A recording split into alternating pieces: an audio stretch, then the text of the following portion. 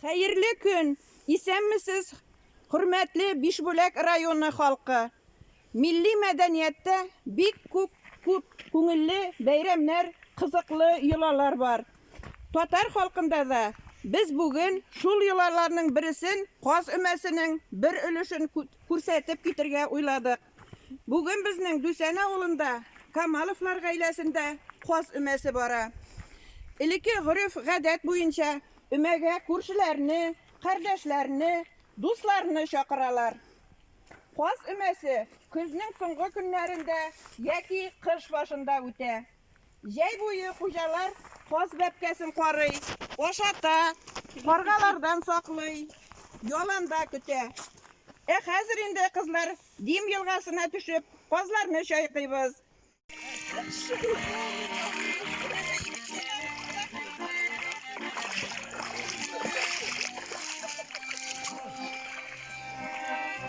Менә хәзердә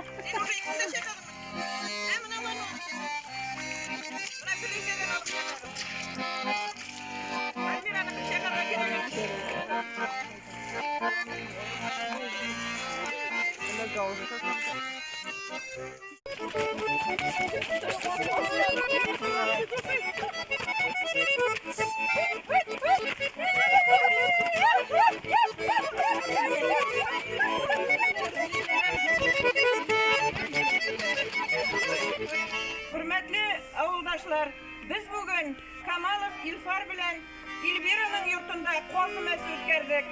Башка еллардагы күп кеше җыелмасак та инде. Өмәне менә барып казларны Дим буенда чайкап та кайттык.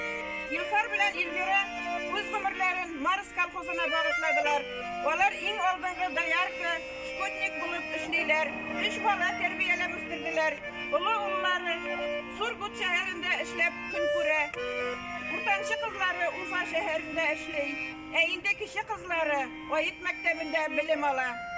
Киләсе елга да шушы чирләр бетеп, исән-сау очрашып, күмәкләшеп, башкорт татар йолалары буенча матур итеп үткәрергә язсыннар Каз өмәләрен.